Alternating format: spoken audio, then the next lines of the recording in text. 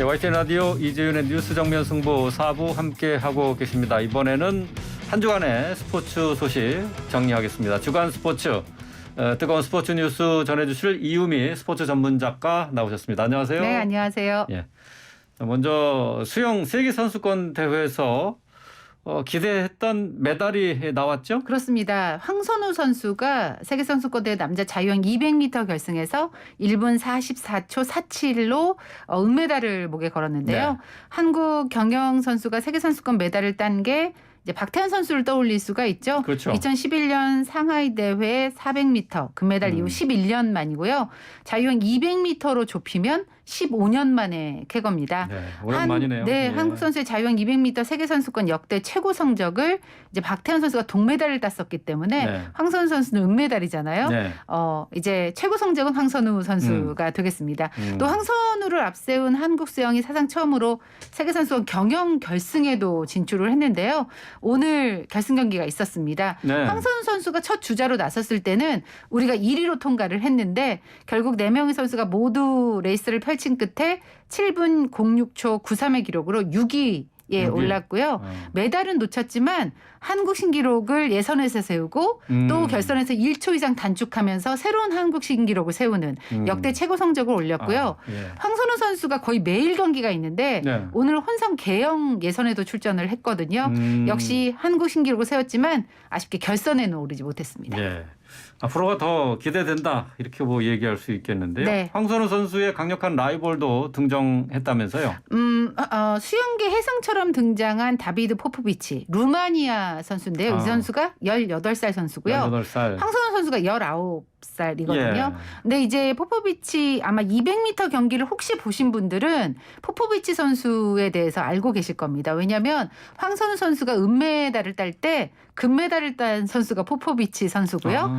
남자 자유형 100m 결승에서도 47초 58의 기록으로 금메달을 획득을 하면서 2관왕에 올랐는데 예. 이 금메달보다 더 수영계를 놀라게 한 게 포포비치가 준결승에서 세운 47초 13의 기록을라고 볼 수가 준결승이 있는데요. 훨씬 낫네요. 네, 근데 이게 13년째 깨지지 않고 있는 세계 기록 46초 91에 불과 0.22초 차. 그러니까 지금 거의 따라잡았다고 볼 수가 있는 기록이고요. 또 다니엘 세계선수권 대회에서 남자 자유형 100m와 200m 우승을 모두 휩쓴 건 49년 만이기도 하기 때문에 포포비치가 이번 대회를 통해서 완벽한 세계적인 스타로 지금 떠오른 상태거든요. 19세의 황선우, 18세의 포포비치 이 두 선수가 이번 대회를 통해서 수영 단거리 자유형 세대 개최를 지금 예고한 상태라서 예. 황선우 선수가 파리올림픽에서 만약 금메달을 목에 걸겠다는 목표를 지금 가지고 있는 상황이라면 네. 포포비치를 꼭 넘어야 되는 그런 아. 과제도 안게 된 대회라고 볼 수가 있겠습니다. 쉽지 않은 라이벌이네요. 네.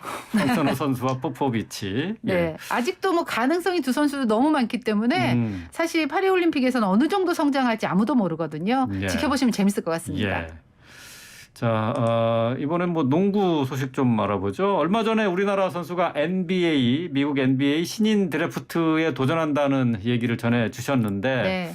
자, 오늘 드래프트가 있었나요? 네, 그렇습니다. 오늘 예. 미국에서 드래프트가 있었는데 제가 전해드렸던 선수 주인공은 이현중 선수였죠. 네네. 근데 사실 드래프트가 오늘이었으니까 그 드래프트를 하루 남기고 어제 이현중 선수의 부상 소식이 전해지면서 이미 드래프트의 전망은 좀 희망적이지 않은 상태였고요. 예. 이 선수가 그 구단들한테 자신의 쇼케이스처럼 자신의 몸 상태나 이런 걸 보여주는 과정에서 예. 부상을 당했다고 그래요. 어허이. 그래서 이미 본인은 조금 포기하고 있었던 상태가 아니었나 싶고 역시 오늘 구단들의 호명을 받지는 못했습니다. 그래요. 현재 왼쪽 발등뼈와 인대를 다친 상태고요.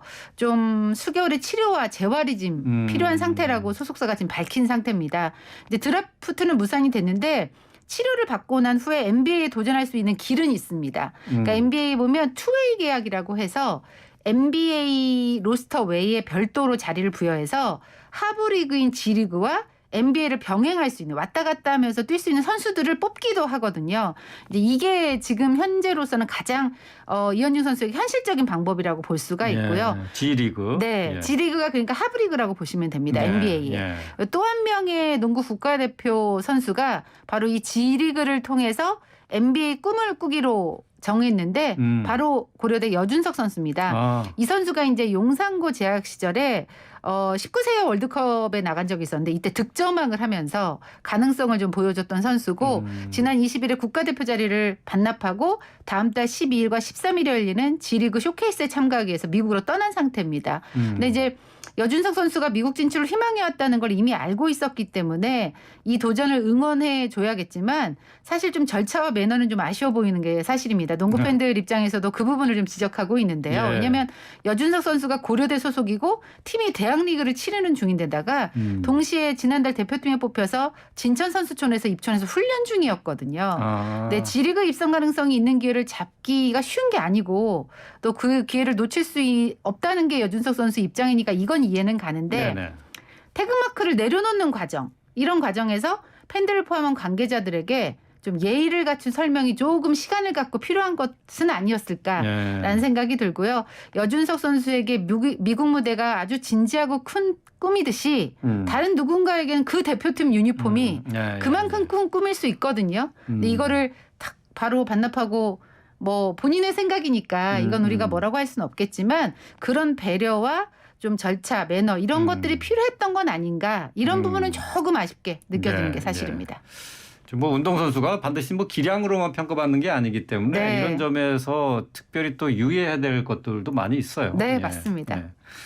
자, 이번에는 배구 소식인데요. 배구 팬들에게 아주 반가운 소식이 될 것 같아요. 김연경 선수가 돌아온다고요? 네, 흥국생명으로 돌아옵니다. 김연경 선수 프로배구 여자부 최고금액 총액 7억 원의 계약을 발표를 했습니다. 네. 뭐 연봉 7억 원은 여자부 최고 금액이긴 한데 김연경 선수가 워낙 큰 연봉을 받고 있는 선수이기 때문에 그렇죠. 예. 다소 적다고 느껴지긴 하죠. 그럼에도 불구하고 국내로 복귀한 데는 흥국생명의 긴 설득이 있었다고 하고요. 또 우리 팬들 응원 속에 뛰고 싶다는 바람도 있었을 것 같습니다. 배구인들이 꼽는 또 한 가지 이유는 이제 아직 흥국생명과 김연경 선수의 그 계약 그러니까 FA 자격이 아직 좀 자격을 받으려면 아직 좀 남아 있거든요. 돌아오려면 무조건 흥국생명을 뛰어야 되고 그게 1년이 남아 있는 상태예요. 그래서 아마 이제 이 FA로 완전히 되는 자유계약 선수가 되는 그런 과정에 있어서 한 번은 와야 되기 때문에 더 그래서 아마 온 것 같고요.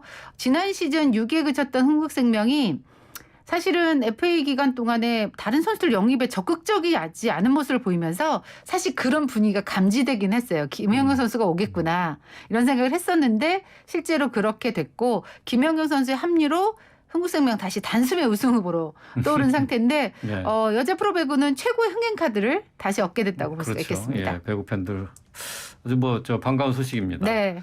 자, 근데 프로축구 K리그에서는 팬들의 폭력 사태가 일어났어요. 네, 일어나지 않아야 될 좀 사건이 하나 있었는데요. 지난 19일에 K리그1 FC서울과 수원 삼성의 경기 이걸 이제 K리그에는 흥행 카드 중에 하나로 슈퍼매치로 불리거든요. 네. 근데 이게 경기장 밖에서 수원 팬이 서울 팬을 폭행하는 일이 있었고 이 장면이 온라인 커뮤니티에 퍼지면서 이게 지금 경찰 수사까지 들어간 상태고요. 수원 삼성 서포터스 그리고 해당 가해자와 가해자 어머니 그리고 구단까지 사과문을 올렸고 수원 삼성은 이제 고교성 팬에게 2년 홈 경기 출입 정지 징계를 지금 내린 상태입니다. 홈 경기 출입 정지요. 그러니까 응원하러도 못 오는 거죠. 네, 그러니까 관람할 수 없다는 얘기죠. 네, 맞습니다. 그러니까? 예. 수원 팬이었으니까 수원 경기에 홈 경기는 못 들어오는 그런 징계를 내린 상태고요. 이제 간혹 축구장에서 이런 일이 벌어지기는 해요. 좀 흥분한 팬들 사이에서. 그런데 이런 일이 생기면 안타깝게도 일부 팬임에도 불구하고 K리그 전체 이미지가 크게 훼손될 수밖에 없는데요. 특히 올해는 월드컵의 해라서 축구에 대한 관심이 크고 또 이승우라든지 무고사라든지 이런 득점왕 경쟁도 워낙 치열해서 흥행 요소가 워낙에 많거든요. 근데 이런 일부 팬들의 좀 몰상식한 행동이 이 모든 걸 좀 무너뜨릴 수 있다. 이런 것들을 보여주는 것 같고 축구를 그리고 K리그를 응원하는 팀을 정말 사랑한다면 이게 나만의 소유물이 아니고 그래서 마음대로 행동할 게 아니라 조금이라도 본인의 가진 마음 그런 것들을 인기와 관심을 좀 확장할 피할 수 있는 방안을 생각하는 것. 예. 그게 팬들이 가져야 될 관전 문화라는 걸 좀 팬들이 꼭 잊지 않았으면 예. 좋겠습니다. 뭐 선수는 물론이고 이걸 즐기고 응원하는 팬들도 조금 신사적이고 그 깨끗한 모습을 좀 보여줘야죠. 네, 예. 그렇습니다. 자, 프로야구에서는 하나가 논란에 휘말렸습니다. 이건 이제 선수의 행동을 좀 지적하려고 예. 하는데요. 하나 하주석 선수가 판정에 불만을 품고 방망이를 강하게 내려치면서 많이 화났던데요. 네, 이게 이제 요즘 스트라이크 존이 워낙에 좀 이슈가 되다 보니까 선수들 사이에서는 특히 타자들은 좀 불만을 많이 드러내고 있기는 해요. 근데 헬멧까지 이제 덕아웃 들어가서 집어 던졌는데 이제 사실은 선수가 화가 나서 뭐 이런 행동을 했다고 100번 양보를 할 수는 있겠지만 그런 행동 때문에 옆에 있던 코치가 다칠 뻔했거든요. 이제 그런 부분 때문에 팬들의 비난이 쏟아졌고 1군에서도 제외된 후에 10경기 출장 정지, 징계까지 받았습니다. 그때 하나가 연패 중이었는데 아직까지 연패고 현재 10연패 중이거든요. 이제 오늘 10연패에서 탈출할지 지켜봐야 되는 상황인데 이런 상황이라 주장이에요. 또 하주석 선수가. 아하. 그래서 더욱 비판을 받고 있는 거고요. 반면에 키움의 이정우 선수는 특급 팬 서비스로 화제를 모았습니다. 그래요? 요즘 뭐 홈런이면 홈런, 타점이면 타점 못하는 게 없는 선수로 거듭나고 있는데 지난 15일 고척 스카이돔에서 이제 키움과 두산의 경기가 열렸는데요. 중계 화면에 여성들이 스케치북에 여기로 날려줘 이런 네. 응원 문구를 들고 서 있었어요. 예. 근데 바로 그 장면 후에 이정우 선수가 홈런을 쳤는데 거기로 거기를 갔어요? 공으로 떨어진 거예요. 그래서 중계 화면에서 너무 팬들도 놀라고 또 캐스터나 해설진도 놀랐던 그런 장면이 있었는데 이정우 선수가 의도한 건 당연히 아니었겠죠. 경기 후에 알았다고 해요. 그래서 네. 그분들을 좀 초대하고 싶다 이정우 선수가 했는데 마침 그분들이 그 다음날 바로 그 자리에 또 예약을 해서 왔었다고 합니다. 어우, 그래서 찐팬이시네. 네, 그래서 그분들을 이제 좋은 자리로 예. 좀 안내를 해서 사인 배트에 선물도 예. 해주고 뭐 이렇게 했다고 하는데 올해 장타로저로서 면모도 유감없이 보여주지만 홈런 벌써 12개고요. 예. 공동 3위 타율이 1위입니다. 아, 예. 네, 이런 최근의 활약까지 곁들여지면서 이정우 선수 더 큰 화제를 몰고 있습니다. 그렇군요. 네, 네, 오늘 말씀 여기까지 듣겠습니다. 고맙습니다. 네, 고맙습니다. 네, 지금까지 이유미 스포츠 전문 작가였습니다.